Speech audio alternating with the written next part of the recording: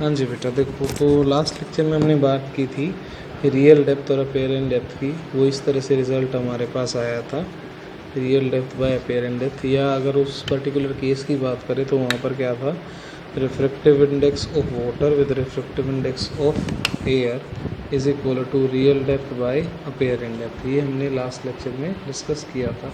ठीक है, अब एक स्पेशल टाइप ऑफ क्वेश्चन मैं आपसे डिस्कस कर लेता हूँ, कई बार आ जाता है, competition exam point of view से भी इम्पोर्टेंट है। देखो जैसे अगर मैं लिख रहा हूँ B is equal to B naught sine omega T plus K X, ये मैंने मैग्नेटिक फील्ड लिखा, ये कह सकते हो आप इलेक्ट्रोमैग्नेटिक वेव्स के लिए। ठीक है ना, आपको क्वेश्चन क्या देगा कि इलेक्ट्रोमैग्नेटिक वेव्स में अगर मैग्नेटिक फील्ड के लिए इक्वेशन ये वाली है तो आप रिफ्रैक्टिव इंडेक्स बताओ। अब आप कहोगे सर ये तो कोई रिलेशन ही नहीं बन रहा। देखो बड़ा इजी सा रिलेशन है, बड़ा सिंपल है। क्या होता है, mu is equal to C by V. ठीक है, और वी क्या होता है आपका, वी होगा आपका लेमडा बाई टी, क्योंकि स्पीड क्या होता है, डिस्टेंस बाय टाइम। तो देखो जरा यहाँ से ओमेगा होता है आपके पास 2 पाई बाई टी और के होता है आपका 2 पाई बाई लेमडा। ठीक है ना, के होता है 2 पाई बाई लेमडा। तो अगर मैं यहाँ से ओमेगा बाई के निकाल लूँ, ठीक है ना, इस इक्वेशन में ओमेगा की वैल्यू भी होगी और के की वैल्यू भी आपको गिवन होगी। ये तो मैं जनरल एग्जांपल ले रहा हूँ। तो यहाँ से मैं अगर ओमेगा बाई के निकालूंगा तो ओमेगा बाई के क्या आएगा, देखो 2 पाई बाई टी, ठीक है, इनटू लेमडा बाई 2 पाई। तो ये 2 पाई से 2 पाई कैंसिल हो जाएगा, ये बनेगा आपका लेमडा बाई टी। और लेमडा बाई टी क्या आ गया, वी आ गया।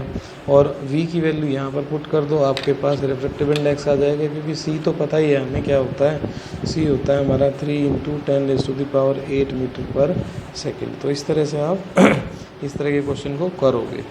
ठीक है, अच्छा फिर देख लो एक बार, बी आपके पास क्या है, B naught sine omega T plus K X. Mu आपको निकालना था, म्यू होता है सी बाई वी।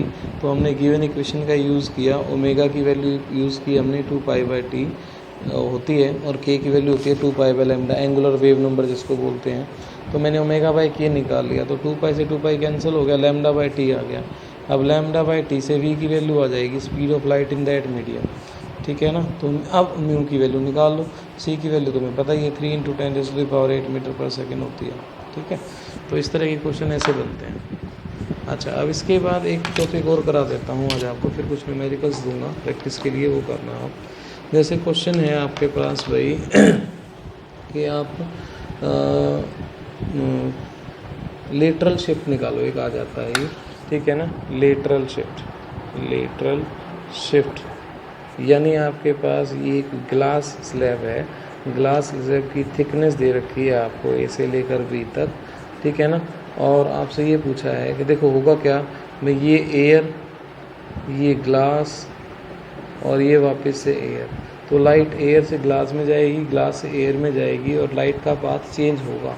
तो फाइनली होगा क्या, अगर ये मैं नॉर्मल ले रहा हूँ तो ये मेरी एंगल ऑफ, ये मेरी इंसिडेंट लाइट हो गई, रेयर से डेंसर आ रही है, टुवार्ड्स द नॉर्मल मुड़ जाएगी, और ये आपका एंगल ऑफ रिफ्रैक्शन हो गया। एक मिनट, ये आपका एंगल ऑफ रिफ्रैक्शन हो गया। उसके बाद दोबारा यहाँ पे नॉर्मल डालेंगे, ये भी एंगल कितना हो जाएगा, आर के बराबर ही होगा।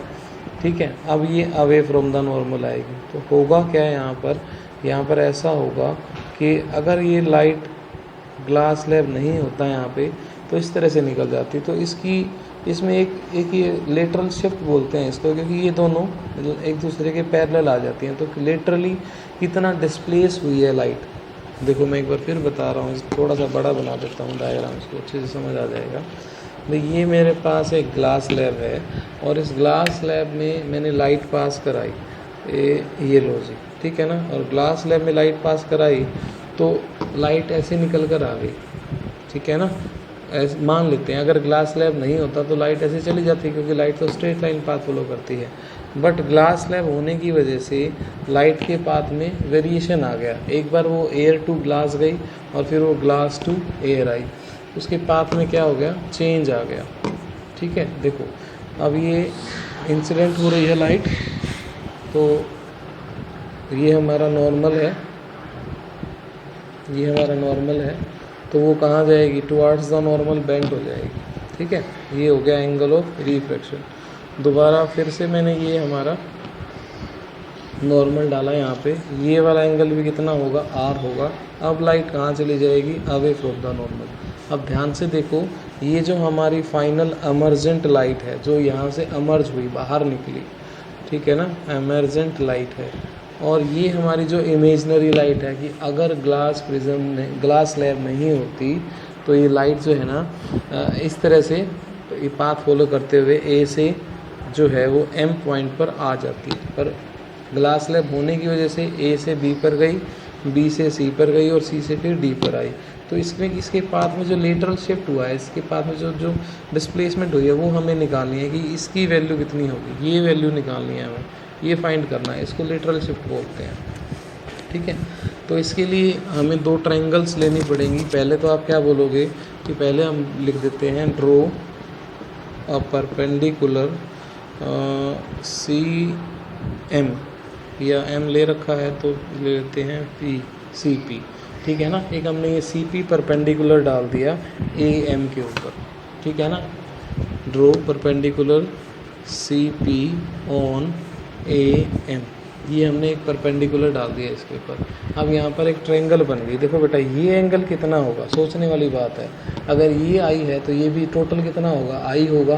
तो ये कितना बच गया, ये वाला एंगल कितना बच गया, आई माइनस आर ये बच गया हमारा आई माइनस आर, या इसको मैं डेल्टा भी बोल देता हूँ कि ये डेविएशन, एंगल ऑफ डेविएशन बोल देते हैं। कितना इसने अपने पाथ को से डेविएट हो गया, कितना कितना एंगल इसने चेंज किया। तो इस डेल्टा को क्या बोल देते हैं, angle of deviation. Angle of deviation, कितना इसने अपने एंगल को डेविएट हुआ है, कितना अपने पाथ से ये चेंज हुआ है, उसको बोलेंगे एंगल ऑफ डेविएशन, ठीक है। अच्छा, तो अब देखो यहाँ पर इस ट्रायंगल में मैं ट्रायंगल का नाम लिख रहा हूँ B C P, B C P.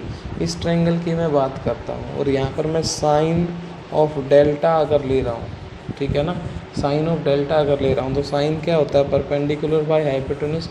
अब ये परपेंडिकुलर मैंने डाला है, ये मेरा एंगल है, तो ये वाली साइड बी से लेकर पी तक तो बेस हो जाएगी, और सी से लेकर पी तक परपेंडिकुलर, और बी से सी तक हो जाएगा मेरा हाइपोटेनस। तो मुझे लिखना है परपेंडिकुलर बाय हाइपोटेनस। तो ठीक है, ये हो गया हमारा सी पी जो कि परपेंडिकुलर है, और हाइपोटेनस हो गया हमारे पास बी सी। अब देखो सी पी हमें निकालना है, ये लेटरल शिफ्ट है, और बी सी हमें पता नहीं है कितना है। तो हम क्या करेंगे, बी सी की वैल्यू भी कैलकुलेट करेंगे। तो बी सी की वैल्यू कैलकुलेट करने के लिए मैं ट्रायंगल ले लेता हूँ बी, और इसको ले लेते हैं क्यू, ठीक है ना, बी क्यू सी, ठीक है ना। अब ट्रायंगल ले लेंगे बी क्यू सी, ये वाले ट्रायंगल ले लेते हैं। और ये मैं कह रहा हूँ कि थिकनेस ऑफ ग्लास स्लैब है टी, ए से ले इस पॉइंट से लेकर इस पॉइंट तक ये थिकनेस ऑफ ग्लास स्लैब है, ठीक है।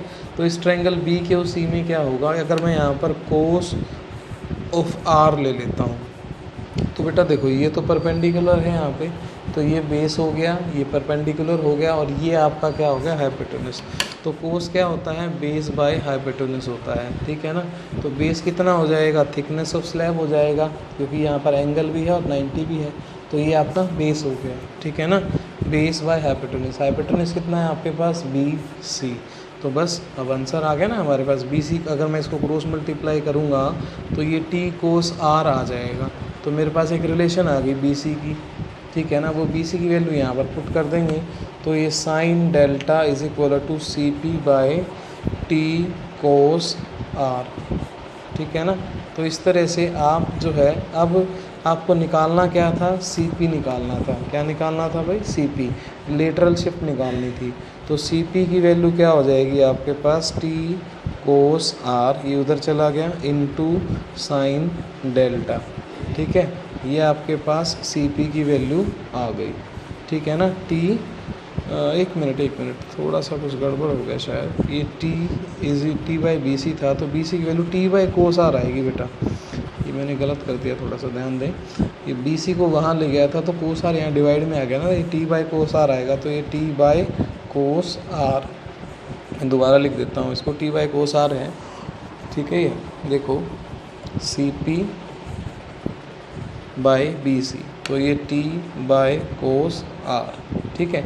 तो सी पी की वैल्यू क्या हो जाएगी यहाँ से, सी पी की वैल्यू क्या हो जाएगी भाई, देखो इसको यहीं रखो, इसको ऊपर ले जाओ, ये मल्टीप्लिकेशन में है, डिवाइड में आ जाएगा, ठीक है ना। तो ये क्या बनेगा आपका टी साइन डेल्टा बाय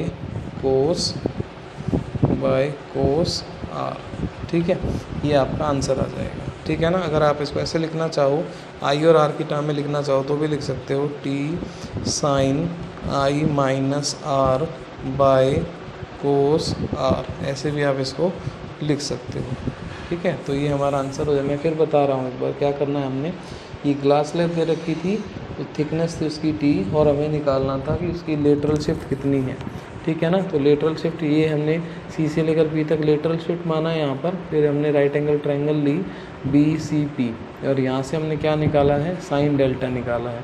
और दोनों ही वैल्यू अननोन थी, CP भी नहीं पता था और BC भी नहीं पता था, तो फिर उसके लिए हमने कोस ऑफ आर लिया BQC ट्रायंगल में, और यहाँ से BC की वैल्यू निकाली जो कि यार ये T by cos R, value put करी, क्रॉस मल्टीप्लाई किया, और हमारा आंसर आ गया T sine I minus R by cos R, ठीक है। इस तरह से हम काम करेंगे।